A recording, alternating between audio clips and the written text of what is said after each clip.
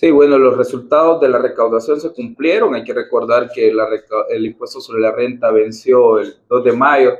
Yo vi como malintencionadamente algunos periódicos trataban de tergiversar que no habíamos logrado las metas tributarias y comparaban abril con abril cuando sabían que pues, el impuesto sobre la renta iba a vencer el 2 de mayo y que eso pues evidentemente iba a arrojar un número menor para el año 2023 que lo que habíamos recaudado en el año 2022. Se cumplieron todas las metas, actualmente las metas de tributación van por encima levemente pues, de lo que nosotros habíamos presupuestado para este año, pero hasta el momento hemos tenido un 100% de cumplimiento, ¿no?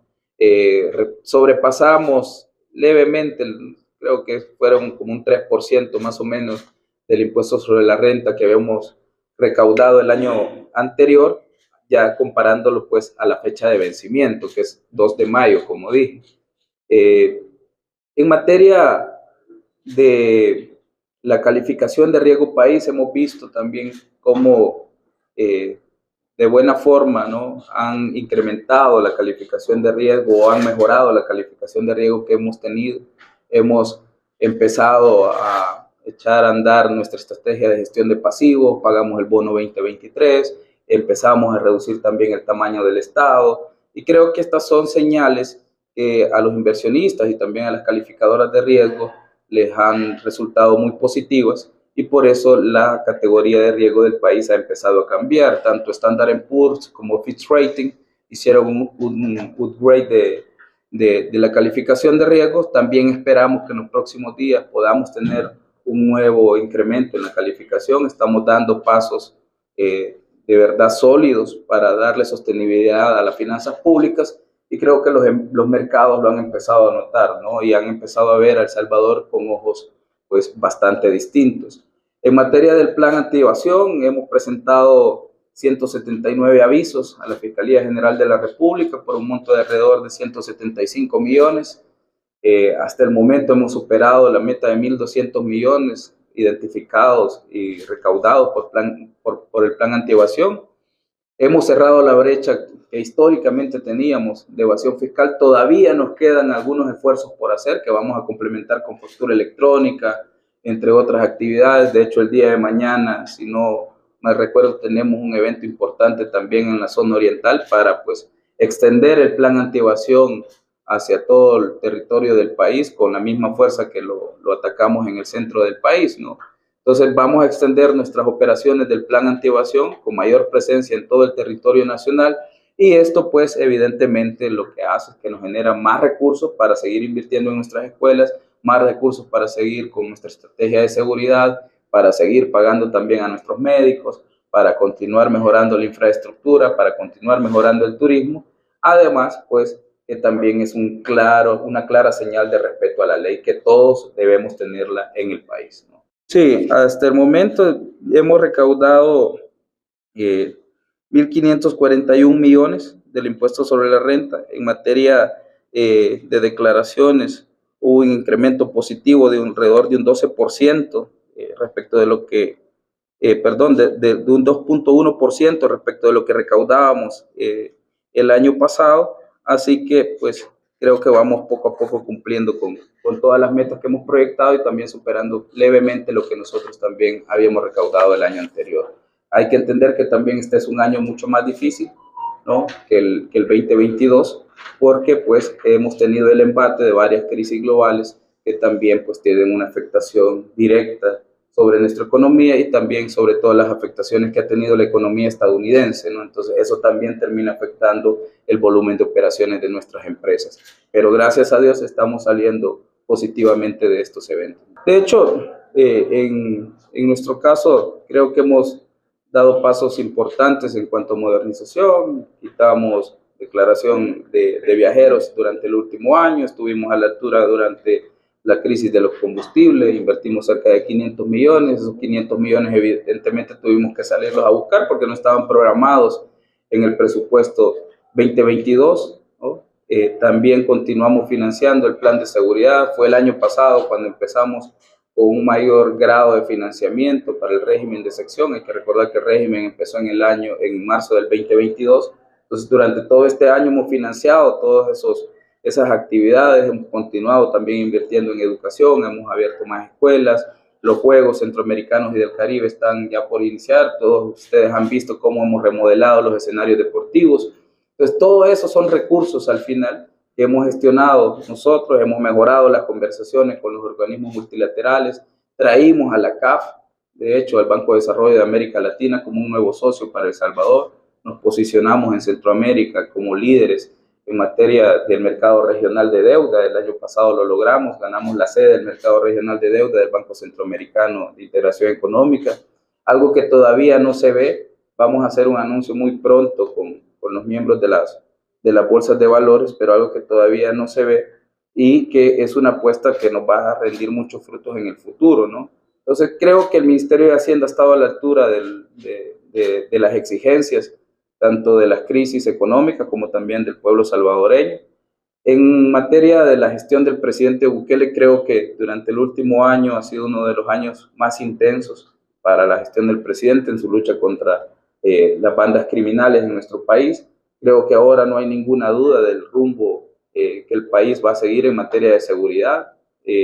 Creo también que la población no en balde le da los niveles altísimos de aprobación que tienen, no solo él, su figura personal, sino también las estrategias. O sea, solo en materia económica, por ejemplo, es, digamos, uno de los rubros que no están mejor evaluados, ¿no?, como seguridad, pero en materia económica la gente tiene una aprobación del 71%, de acuerdo a la mayoría de encuestas. O sea, niveles de aprobación en materia económica que serían altísimos para cualquier otro país, pero que pasan desapercibidos, pues, por esa gran aprobación que tiene tanto la figura del presidente como también la gestión en materia de seguridad.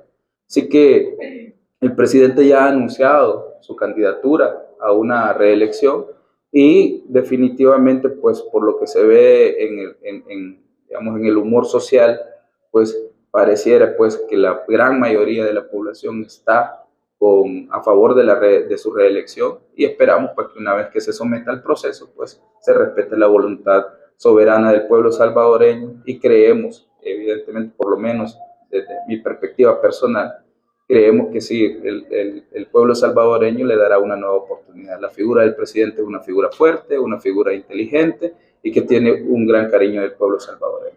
¿La deuda acumulada? Deuda soberana, la de proveedores. Bueno, en general la gestión de la deuda, ¿no? Creo que hemos ido cumpliendo poco a poco con los proveedores. O sea, no hay que entender que no solo es el pago de la deuda soberana, también tenemos que seguir invirtiendo en infraestructura. Dije que hemos invertido en los escenarios deportivos, tenemos que seguirlo haciendo. O sea, solo para los Juegos Centroamericanos y del Caribe hay 115 millones que son inversión de Prodeporte, más 30 millones que aporta el Fondo General de la Nación para, en general, pues, poder, digamos, financiar la celebración de los Juegos en sí. Entonces, toda esa parte nosotros debemos seguirla pagando. Los pagos de la deuda hasta el momento se han realizado todos sin ningún incumplimiento, y eso es lo que han empezado a ver las calificadoras de riesgo, ¿no? Que nuestra estrategia fiscal tiene fundamento, que nuestra estrategia fiscal tiene sostenibilidad en el corto y en el mediano plazo, y que, pues, los niveles de crecimiento de nuestra economía van a ser buenos. Así que hoy por hoy los niveles de deuda se han reducido respecto de lo que teníamos. Cerramos el año 2022 con un 75% respecto del PIB en materia de deuda soberana, y esperamos en los próximos años continuarlo bajando. Gracias. Seguimos con Mágico Terry. Sí. Señor ministro, sí. Hace unas semanas se entregaron unos requerimientos contra alcaldías municipales por malversación de fondos durante la pandemia. Se espera que en los próximos días o semanas se presenten más requerimientos de estos, y si tienen conocimiento de qué departamentos o municipios serían. Sí, de hecho presentamos nosotros el último paquete de requerimientos que teníamos, ¿no? Hay que recordar que por naturaleza no es el Ministerio de Hacienda el auditor de los fondos públicos, pero la Asamblea Legislativa nos habilitó mediante decreto para auditar los fondos COVID, que era nuestra preocupación, porque es un crédito que va a pagar el Ministerio de Hacienda, las alcaldías no pagan nada, recibieron 192 millones, de los cuales, pues, nosotros verificamos que alrededor de 27, entre 27 y 30 millones están, o sea, casi que por completo malversados. Será la Fiscalía General de la República quien vaya dilucidando quiénes son los responsables. Hay de todos los departamentos del país. En nuestras auditorías solo hubieron 14 municipalidades que salieron, digamos, sin ningún hallazgo, que se invirtieron en los rubros adecuados los fondos que nosotros les entregamos para la emergencia de COVID-19. Habían, por ejemplo, alcaldías que habían gastado en fiestas patronales, o sea, fiestas patronales con fondos COVID cuando las fiestas estaban prohibidas por las aglomeraciones de personas, o sea, no hacía ninguna lógica. Y además, ¿cómo vamos a reactivar la economía, por ejemplo, con una fiesta que realmente en ese momento, como dije, estaban prohibidas? Entonces, habían alcaldías que estaban solo los cheques, el nombre del tesorero lo habían ido a cambiar y no había nada más, no había factura, no había recibo, no había proceso de compra. O sea, y todos sabemos que los fondos públicos no se pueden gastar como que fueran personales, pues. Entonces, presentamos los requerimientos ante la Fiscalía General de la República. He visto que la Corte de Cuentas también ha llevado por su lado también otros requerimientos.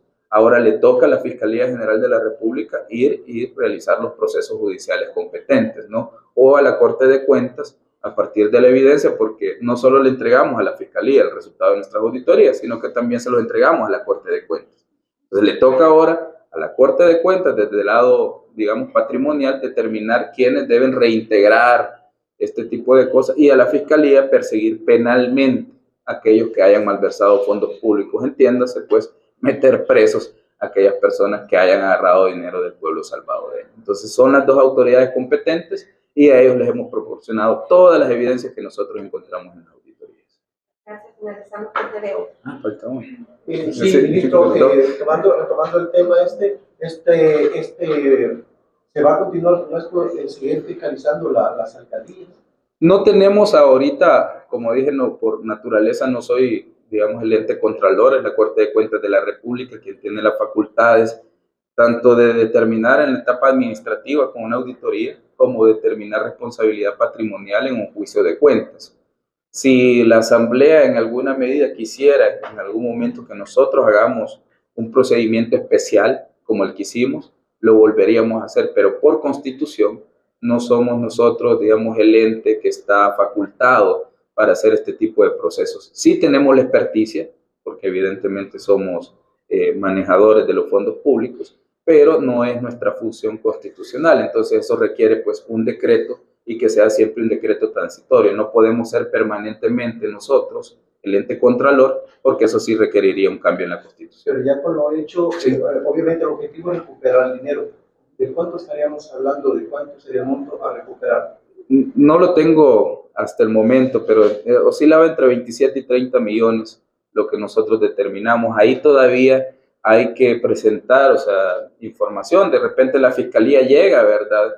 Y había una bodega donde estaba una información que no podía sacar, abre, catea y encuentra la información. Nosotros no tenemos facultades para ir a hacer este tipo de decomisos y pedimos la información. Si la alcaldía no la proporcionó, nosotros damos por sentado de que no existe la documentación como tal, porque es un procedimiento de auditoría, como dije, y no un procedimiento de allanamiento que sí tiene la facultad de la Fiscalía. Entonces, en ese entendido, tanto el juez puede valorar con un criterio distinto también a lo que nuestros auditores valoraron, y podrían haber pruebas de descargo, y eso va a reducir el monto de lo que se podría, digamos, haber malversado.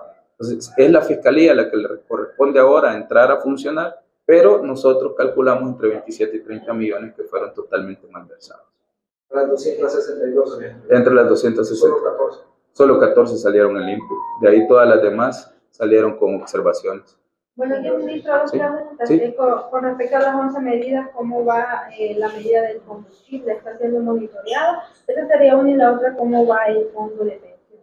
Sí, de hecho, digamos, nosotros constantemente monitoreamos, no solo porque estén vigentes o no los decretos, ¿no? O porque a veces el ruido mediático como que alarma a todo el mundo, ¿no? Y ahí todo el mundo empieza a decir crisis, crisis, crisis, ¿no? Nosotros monitoreamos constantemente, hay una dirección de política económica y fiscal que verifica cómo van los precios en el mercado internacional del crudo, y así pues va previendo cómo pueden ir variando los precios finales en nuestra economía. Entonces, hasta el momento no ha sido necesaria la intervención. Si es necesario, vamos a intervenir más adelante, ¿no?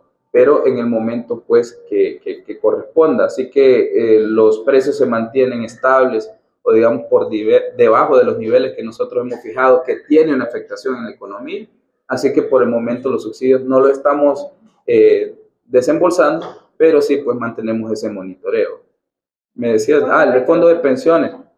Eso quiero también aclarar algo, ¿no? Aquí a cada rato todo el mundo se inventa que alguien ha tomado del fondo de pensiones, que están reestructurando aquí, que no van a pagar lo otro, que no van a pagar esto. Yo quiero ser muy claro una vez más. El fondo de pensiones es un fondo sagrado porque son los ahorros de los cotizantes salvadoreños y de los trabajadores que le han dado a este país toda una vida. Nosotros no vamos a tocar ni vamos a afectar los rendimientos de ninguno de los cotizantes, entiéndase el fondo de pensiones en general. Yo he visto cómo personas como Luis Membreño estaba sacando una cifra de 978 millones anuales, va a dejar de percibir el fondo de pensiones. Hombre, si el fondo de pensiones no recibe 1.000 millones anuales, si no tuviéramos solo 2.500 millones, que es lo que básicamente contiene el fondo en efectivo o en liquidez en este momento. De ahí todo lo demás es deuda de los gobiernos anteriores. Entonces, pensar que el fondo recibe 1.000 millones anuales de parte de la hacienda pública es solo con el ánimo de tergiversar la información. Ese nivel de ingresos nunca lo ha producido el fondo de pensiones. Parece que el economista Luis Membreño, no sé qué tipo de información ha revisado y ha cruzado todo, pero es imposible decir que nosotros vamos a tomar 978 millones. Si tuviera 978 millones ya hubiera pagado todas mis deudas, pero ahí mantenemos nuestra estrategia para ir saliendo poco a poco de cada una de ellas. Pero pareciera pues que estos señores se olvidan que quienes tomaron los fondos de pensiones sistemáticamente, quienes saquearon los fondos de pensiones en este país, quienes permitieron que las AFP cobraran niveles de comisión altísimos y quienes hicieron que nuestros jubilados mantuvieran pensiones de hambre durante muchísimo tiempo en este país, fueron ellos. Entonces, ahora se dedican a tergiversar y a tratar de desinformar a la población de lo que está sucediendo con el fondo de pensiones. Lo vuelvo a repetir, el fondo de pensiones de los salvadoreños, de los trabajadores salvadoreños que le han dado toda su vida a este país, es sagrado. Y el gobierno así lo dejó establecido en la ley. El fondo de pensiones no se puede tocar para financiar al gobierno, ni cualquier institución pública.